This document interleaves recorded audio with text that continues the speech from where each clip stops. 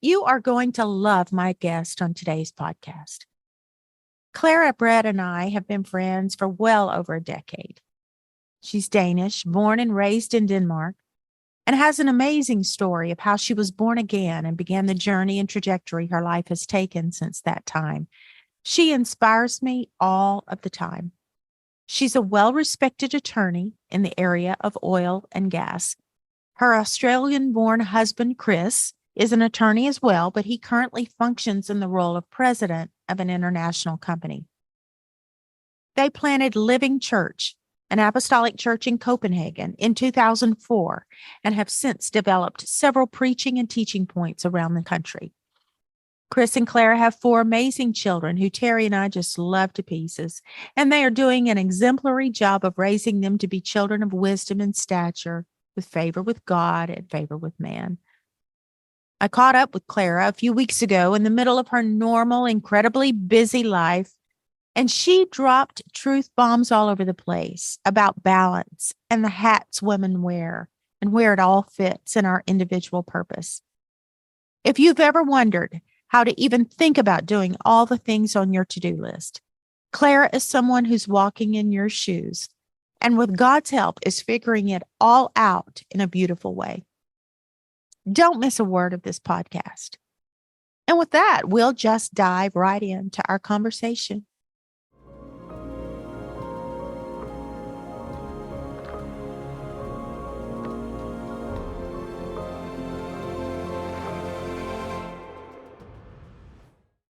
Well, welcome, Clara. It's good to have you on the podcast, and I'm just really looking forward to our time together.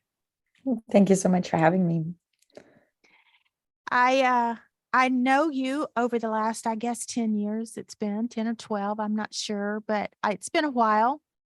And you're one of those kind of people that you just fall more and more and more in love with the longer you know them. Not everybody's like that. Some people you don't fall in love with more and more. You kind of fall in love with less and less at the longer you know them. But you're the kind of person that the more you know about you, the more you appreciate you. And so I'm glad you're here because I want all of the people that would listen to me to know you and to know how great of a person you are and why I love you so much. So glad to have you here. You have an amazing story about not just your career and all of this, but also your life. So I would just like for you to kind of start at the beginning and tell us, start at the beginning, give us some background of what led you into your career. Well, that's always a big question. What led me? When I was about a teenager, I guess I always knew I wanted to study law. I just felt like that was the way I was going to go.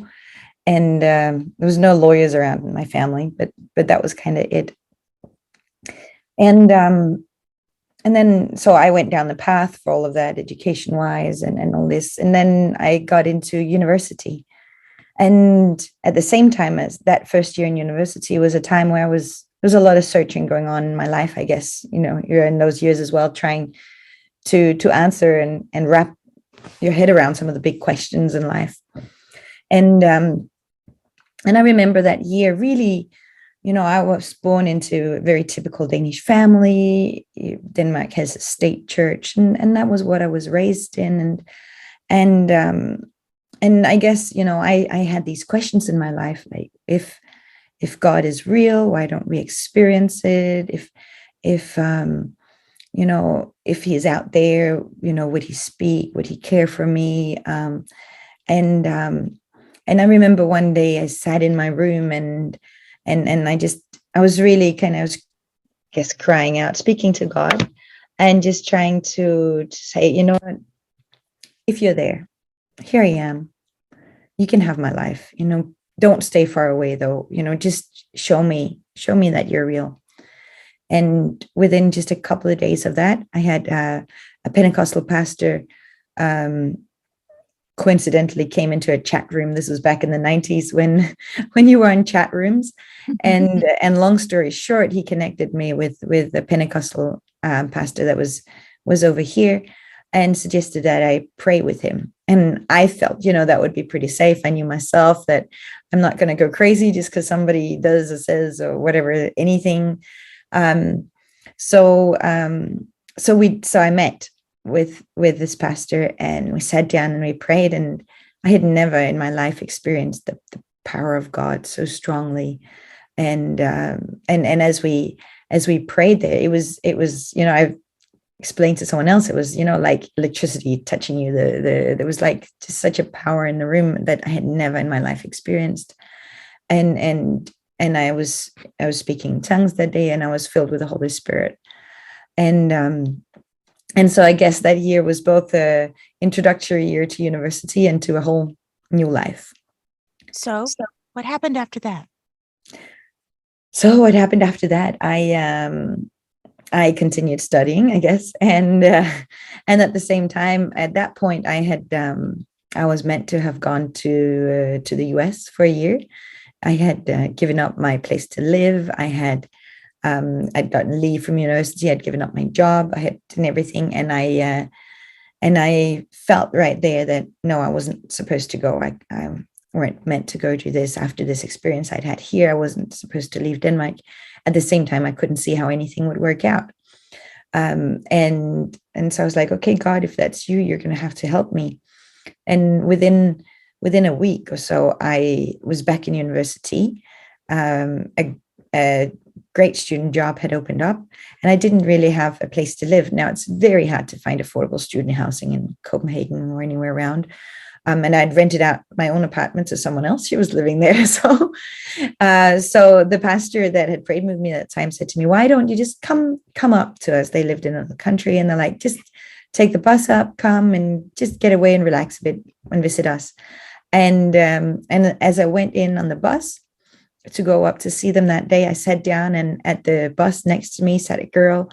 And we got to talk, and she, out of the blue, asked the question, you don't happen to know someone that needs a place to live in Copenhagen, do you?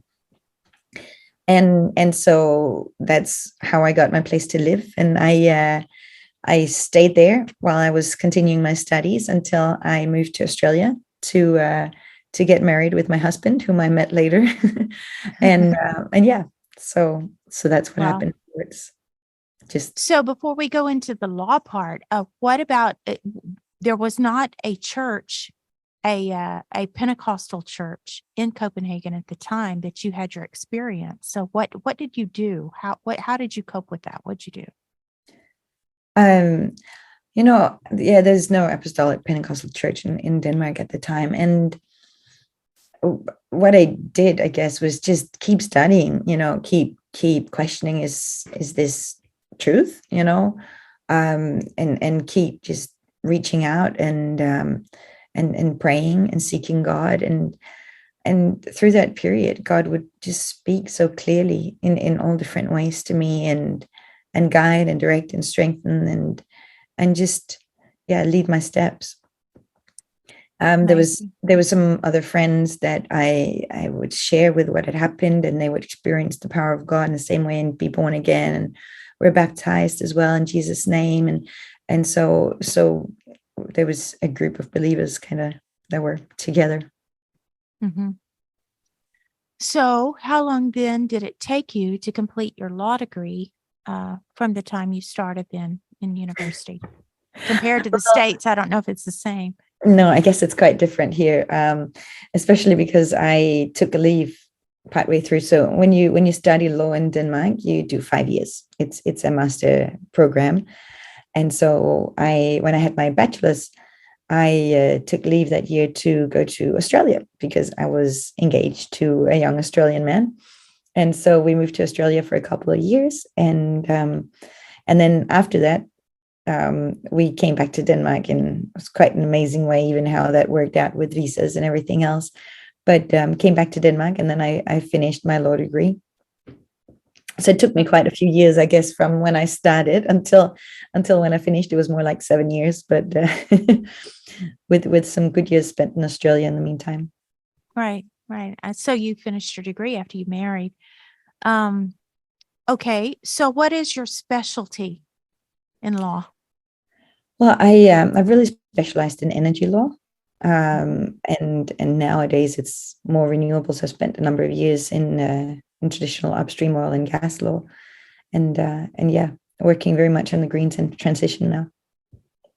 And you also were connected for a time, I think, and maybe even, I don't know if you are still or not, with a law firm in Houston. Describe how that went. Houston, Texas. I was seconded to an oil company from Houston, so I worked for a number of years in their Danish office. Wow. So the law firm in Denmark seconded me to them. So yeah. And then Chris, your husband. So tell us what he does as well, because it's kind of all together a little bit. My head. Funny how it all worked out together. Yeah. Yes. My husband and I, we met when he had just graduated. We were in contact when he was still studying law. And so today he's the president of a company, or CEO of a business unit, and he's also a lawyer by degree, and so yeah, and it's kind of a company that's working with oil related types of vessels. So yeah. Right. So, yeah. A maritime situation. Yeah, that's always been interesting to me, how that sort of meshed together. Yeah. Okay, so in the process of all this now, and we're going to get into it, the fact that you guys are also the pastor of the church there, and you are also the only people in the country of Denmark. You are the ministers in the country. You are it. You're not missionaries because you are Danish and he's Australian, so you're not under the missions program, but you of our organization, but you are the sole people there with the United Pentecostal Church. So in the process of all that, we'll get to that in a second. We'll get to that part of the story in a second. But in the meantime, as you have done this, as you guys have brought in a brand new church in Copenhagen and north of Copenhagen, as you've done all this, you've also had 4 children. And you still have your head on straight. And that is just amazing to me. And I think it's quite wonderful. Your kids are quite wonderful as well. So yeah. Yeah, we're not bored. No, you're not bored. And you built a new house during COVID. With 4 kids, you needed with 4 space kids for them all, I guess. And you have taken leave from your job and you've gone back and taken leave and gone back as your children have grown and you've passed through different stages. But at this point, tell us your stage at this point, what you're doing. At this point, I am working 80% of the time in a law firm. And so, yeah, so we have children are pretty much all school age now. So that makes some things a little easier. Other things they need their parents more around for, I think, I'm trying to tell colleagues that as well. Yeah, they get older. Demands just change. Yeah. But yeah, so there I've got 3 kids in school and one that's kindergarten age, and then I work all 5 days a week, but 80% of the time. Wow, amazing, incredible kids, by the way, very special to Terry and I. We love all 4 of your kids. So let's go then to the ministry side. So in the meantime, you're getting your law degree. Chris is there; he has his law degree. You're starting out. And you start a church. So describe that process to us. And what is the climate, the religious climate in your area, and some of the challenges that you have had to face in bringing in a new work in that area?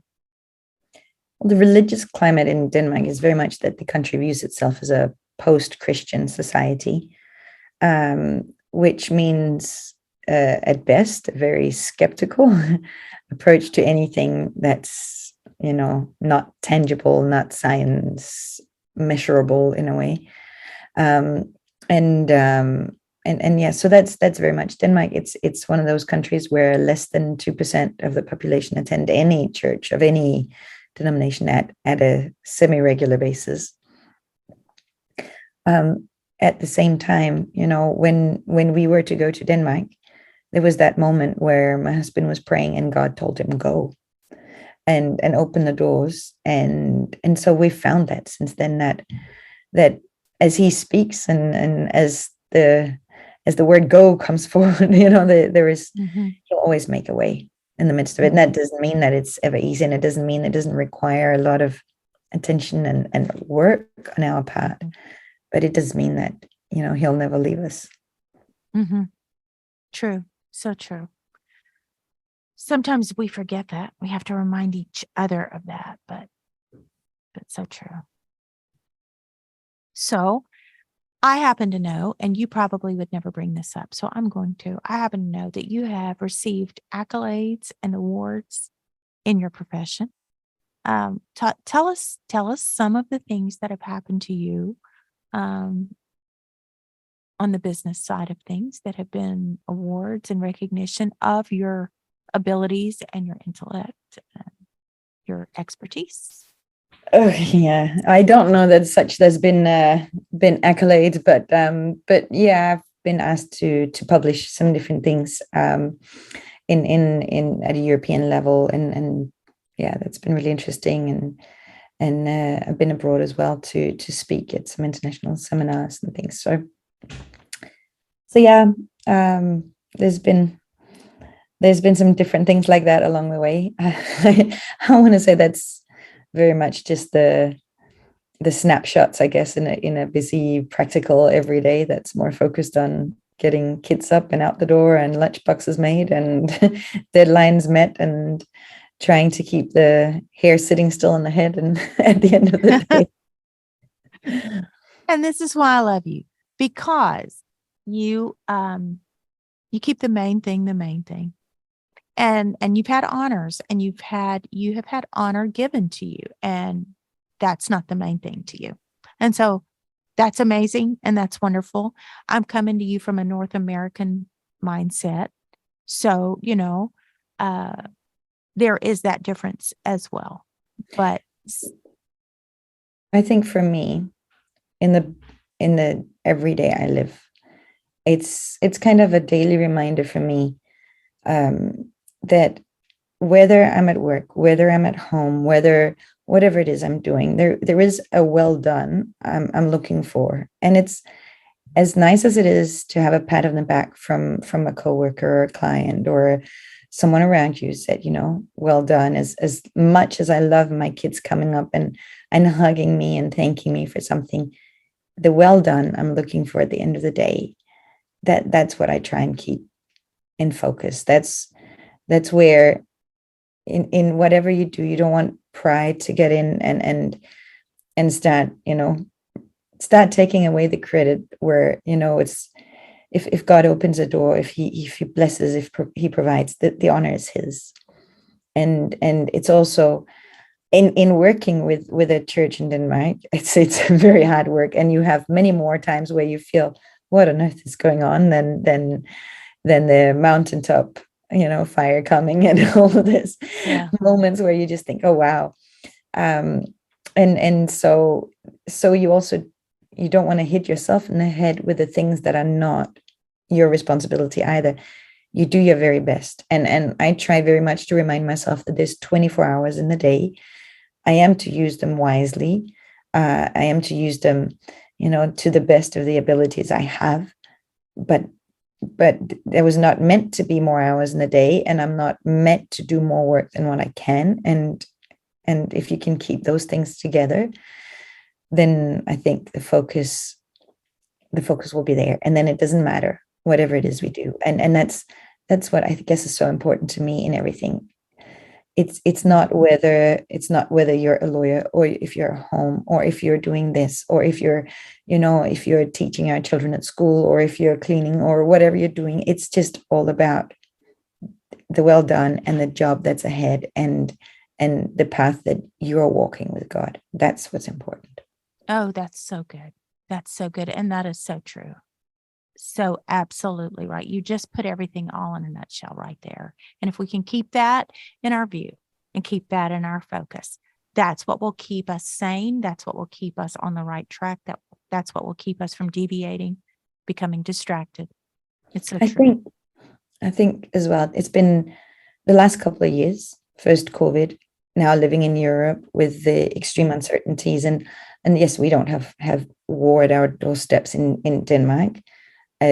But prices are going crazy. There's all these press conferences with inflation. Everything is really, really happening in Europe, and all these things are, when we have the right focus, when we have the right mindset, when we're walking with God, there is a peace that surpasses understanding, and we don't know what tomorrow holds, but we do know that everything's going to be okay, and so we're okay.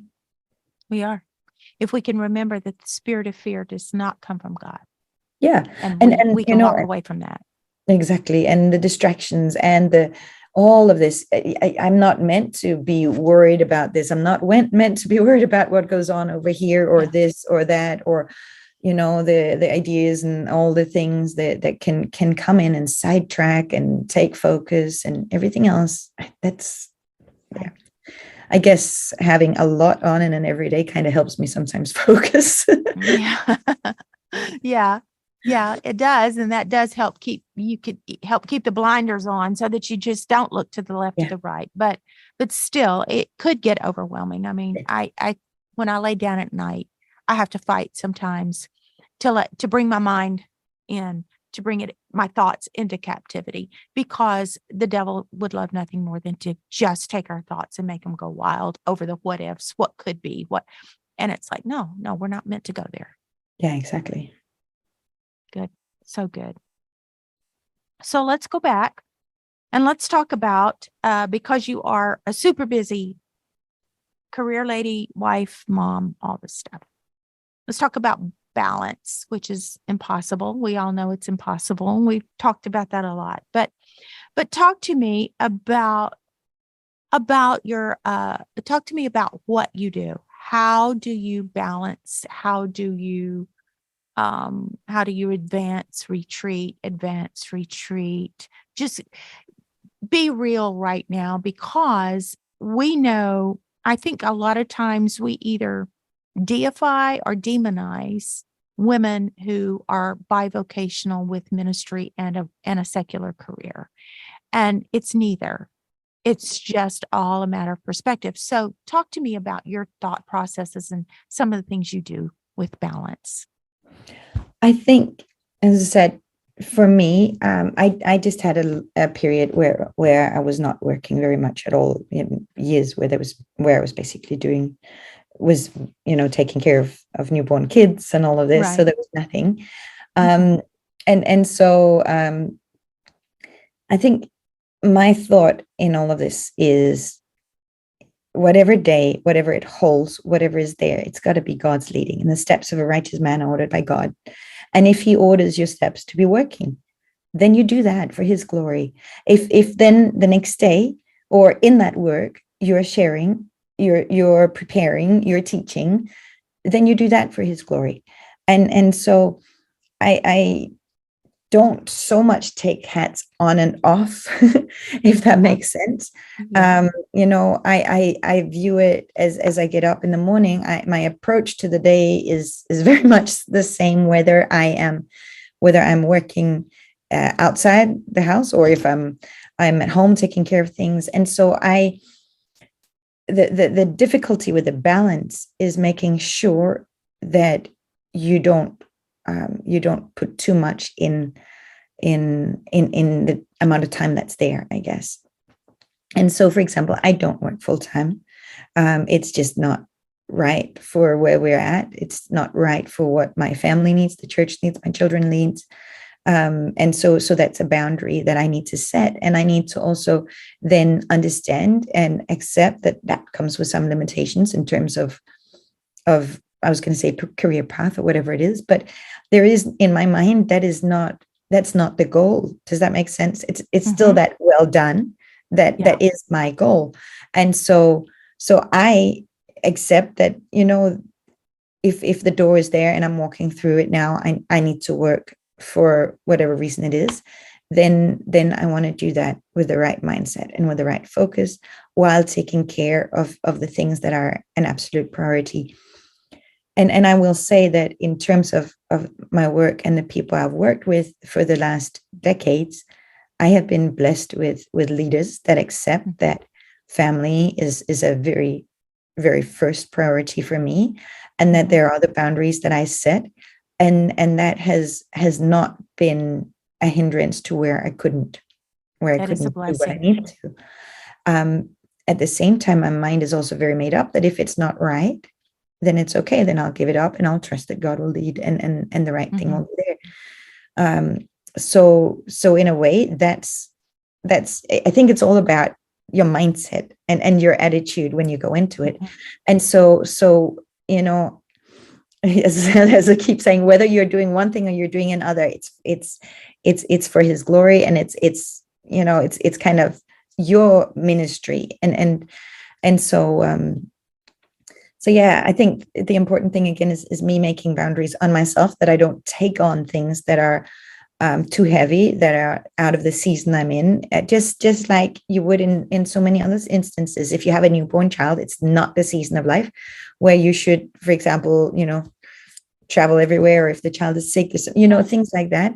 And so there are boundaries you need, or there might be things you need. We have a lovely young lady that lives with us and helps me at home, so that there is not so much time that I spend on some of those things that are not critical, that it's me that does, and that is a blessing to our family, and a support and everything. So you find out those things, and you prayerfully consider, like you would with anything else, what is it I'm doing, what is it I'm meant to do, how if you strongly feel that God opens the door for you to get a job, to do this, or you need to, whatever, but that's the way you should, your life should go, then you just consider in that, well, how do I make this work? Yeah. I want to follow this train of thought here for just a second, because you're touching on something, and because we know each other, and because we have had a relationship for so many years, I know that your life has been, you have gone in and out of your profession. So I know that here in America, in North America, many times there are young women who will train and give years of their life, a lot of focus, brilliant women. They will get high degrees. Then they will have a family and pull back and feel very frustrated during that time that they're pulled back, because they feel like they're losing their profession, they're losing their career, they're focusing on kids. They don't feel that immediate gratification, that you sometimes get.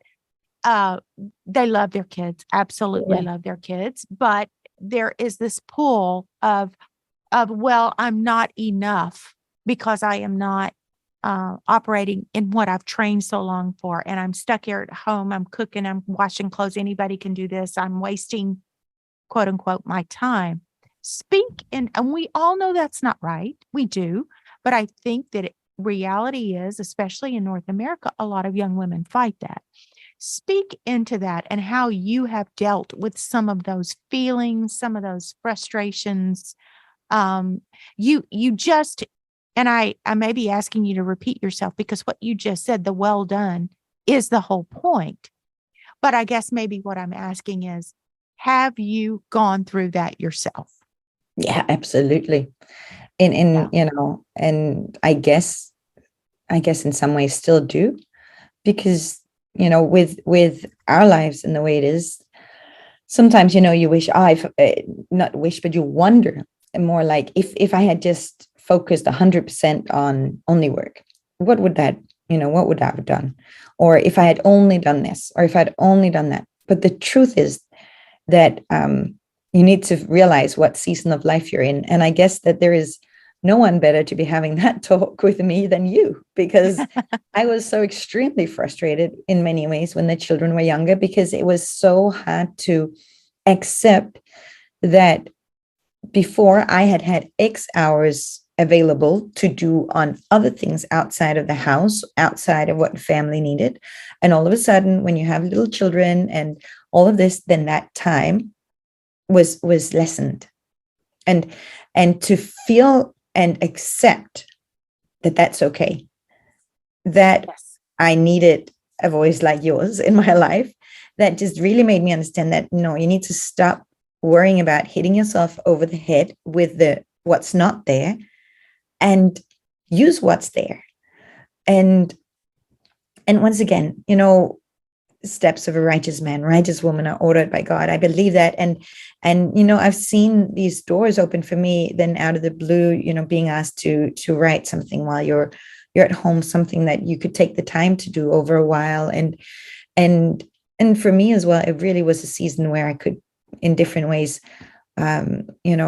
just get into the Word of God in different ways, listening while I was, cleaning the house or doing all these different things, and just finding the way that you can use your mind in what you're trained in, because that's a talent and a gifting from God. I believe that. Mm-hmm. And he wants to use that in all areas of our lives, not just Mm-hmm.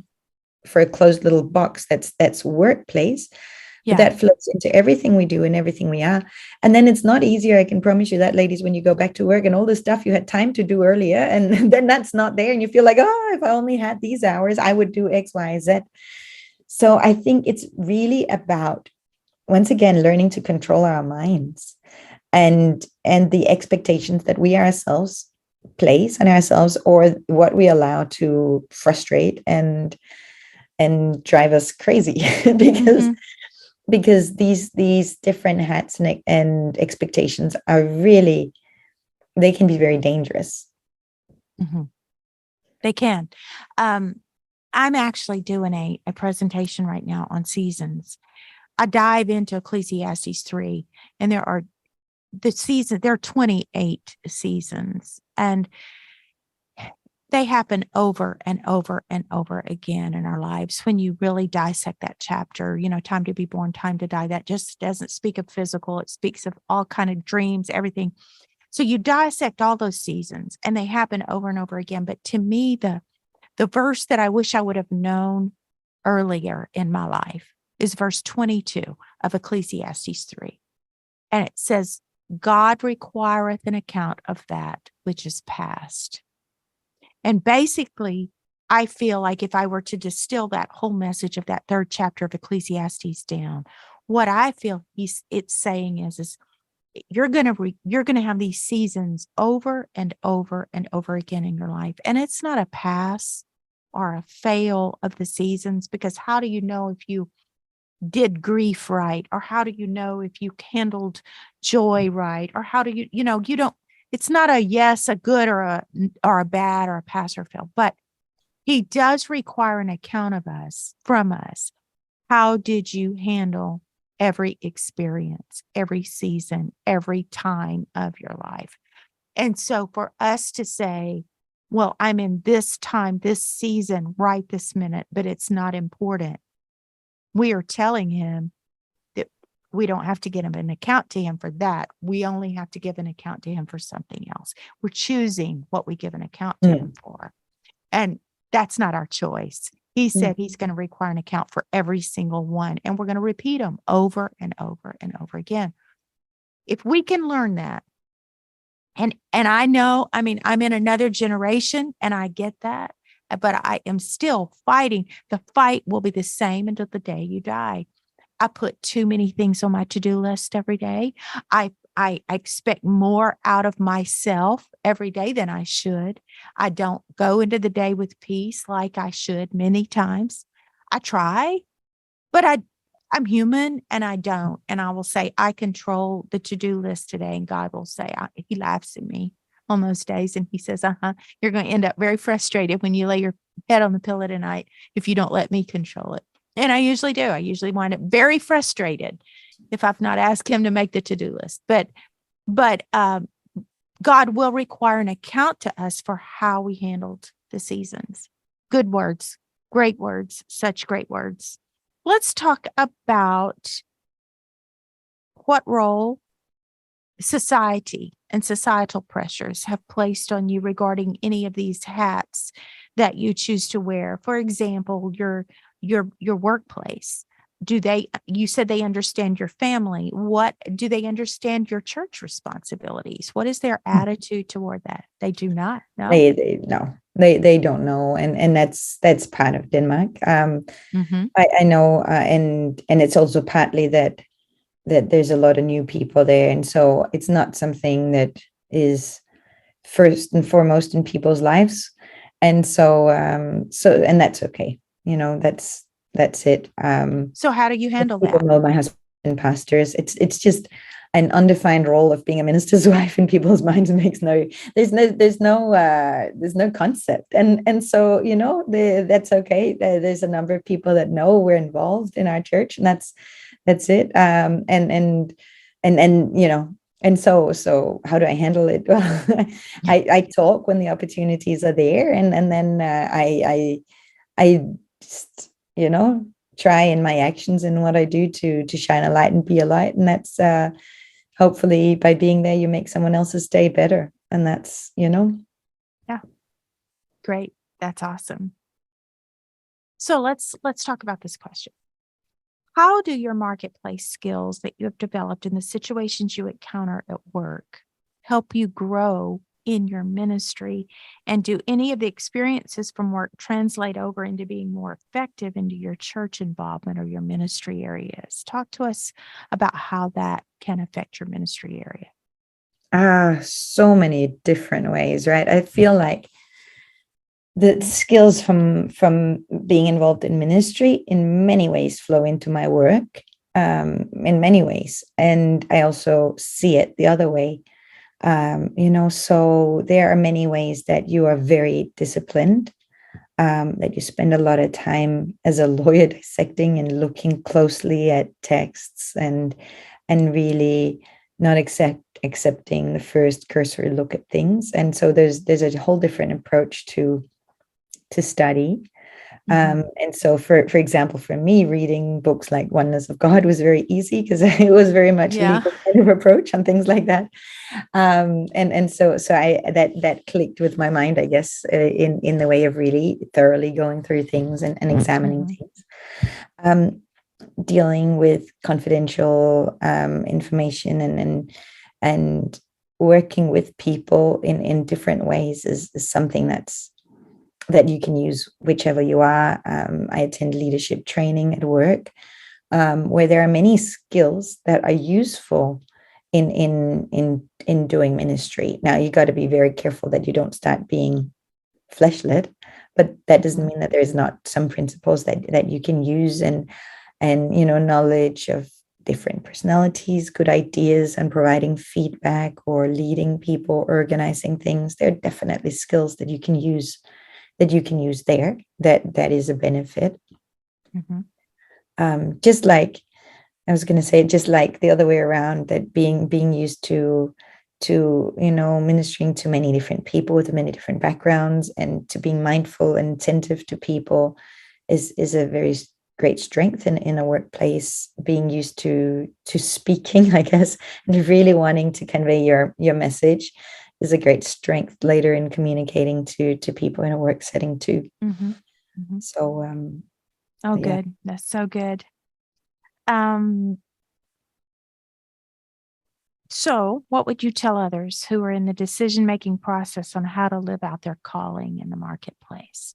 Like if they're trying to decide, do I really invest, women, I'm really talking about now more than men, do I really invest in a marketplace career? Or do I not do that? Or how will I fight within myself if I choose to do that, yet still choose to walk either in ministry or in kingdom culture in a huge way? So just speak into that decision-making process right there. I think I would have to come back to the same starting point I did before, that if this is God leading you, then you need to just in faith and confidence in that, step forward and say, okay, I will do this. I'm going to be a light in what I do. I'm going to do this in the right way. I'm going to be mindful of how I live my days, because as you said, we have to give an account of this. And what is the past? It's every day that goes. It's every moment. It's did I spend this right? Did I do this right? Is that, without, I guess what I'm trying to say is that when you start working, when you have children, when all these things are going on, life gets very busy. And so you got to have some intention in what you do in it, because otherwise it's too easy to slide and slip and fall away. Um, I would tell any young women to just really listen to God's voice and have confidence that seasons can change. He holds tomorrow. He will open doors for work. He will open doors for life. He will guide you in every area. You can step forward in faith. You can, whether that's in ministry, in a workplace, in family, perfect love casts out all fear, whichever area of your life it's in. And then just, if people don't understand, that's okay. It's still not their well done. Now, obviously, if the people around you that are having concerns are people whose voices you should be listening to, then do deal with it in a godly way. Keep the right mindset, pray about it, and really then, as God leads, see and know that He will provide. Mm-hmm. Oh, so good. So good. And I'm looking at you right now, and what I'm thinking in my head is you are speaking into the hearts of so many women in North America right now who probably have a lot of voices that they listen to.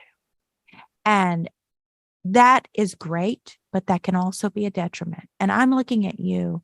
You did not have voices to listen to. You only had the voice of God to guide you in those early years and to direct you and to tell you which way to go and when to do it. And yes, sometimes there's comfort in having a lot of voices, but the strength that you gain from learning early to listen to that one voice and play to that audience of one, and to learn to listen to what He is saying for you, there is nothing like that. And you are living proof that that is why your days can be filled with sanity, even though sometimes you may think they're not, but they are filled with sanity. As compared to someone who is trying to do it all on their own. You've learned to listen. You've learned to listen for the well done. You've learned to listen to Him for the to-do list. You've learned to listen to Him for it's time to retreat from your job and spend some more time with your kids. It's time to go back to your job and loosen the cords on your kids a little bit. You've learned to listen to this. And I give you all the accolades that I could possibly give you for that. You're an inspiration. And I thank you. I thank you for that. Is there anything else you would like to leave us with, or tell everybody that might be listening, even if it's a little ways maybe off of what we've said? Is there any final words? Are there? As you were just speaking now, I was reminded, very early on, and sometimes in my life, I would come back to the question of why, why me, why this, and I've learned that the why question is never the important question. It always comes back to what, it's that why me, why am I, why am I to know this, or why am I to do this? It doesn't matter. It's the what are you going to do with what you have? And then as you do that, I think as with anything in our life, we need to have a sense of transparency and integrity. And as you said, the right voices that will listen to us, the right role models that we look to, and the sounding boards, the people you have, are godly, that are strong, that have gone through seasons and they're not easily swayed this way or that. Have those very, strong voices, and be transparent, be able to challenge yourself, and to make yourself in a way accountable and say, I'm feeling this. If you have any doubt, I'm feeling this. Can you pray with me? What are your thoughts? And take it in. And if the answer is something you don't like, then you maybe need to listen even more, right? Yeah. And just so I guess that's really it, to be willing to challenge yourself also when it's not just easy, when it's not just a pat on the back, but when you need to also sometimes tell yourself, you know what, I'm not sure I get it right. I'm not sure what I'm meant to do. I'm not sure how I do this.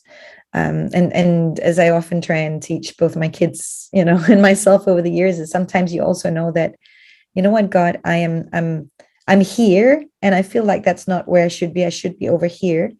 And it can be on something as simple as, something happened. Can I forgive it?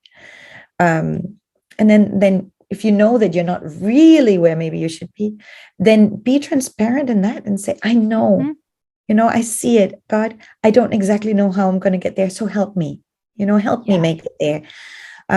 In whichever area it is in our life. And just have that be the priority. And as you know, we can't get into all the details here of all these things, but time and time and time again, in amazing ways, we have seen God provide, open doors, as you said, whether it's stepping forward, stepping back, and it's not just easy things in any ways, but it always works out right. So the other thing that came to mind as you were speaking before to me is really this very important priority for all of us, that God wants to be first in everything we do. He wants to be our first love. And so, how to make that happen in seasons, and how to remember that when you have little children, you're up in the middle of the night, or you're busy, you're up late at night working, or you're up early, and all these other things are screaming at you.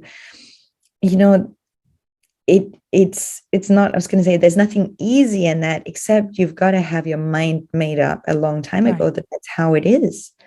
And so if and when God reminds us that, oh, you know what, I'm not in the place I really should be, then we need to just get on our knees and find him, and just realize, you know what, yes, before my husband, before my children, before my work, before whatever it is that can take that precedence, before whatever I enjoy watching or listening to, whatever it is, there's no voice that's more important. There's no time, there's no moment that's more important than he is. So true. And I think as well that if we don't have those, if our focus, if our minds, if all of that isn't right, you're closing yourself up for his leading. You're closing himself off for your blessings, for his blessings, because then we're making something else our God, our first love. Oh, so good. So good. Well, I don't want the time to come to an end, because it's always so good just to have a conversation with you. So thank you so much for your time, for your wisdom, and for just being you. And this will not be our last conversation. Thank you very much. And it was a pleasure being with you, and so glad we were able to make this happen. Me too.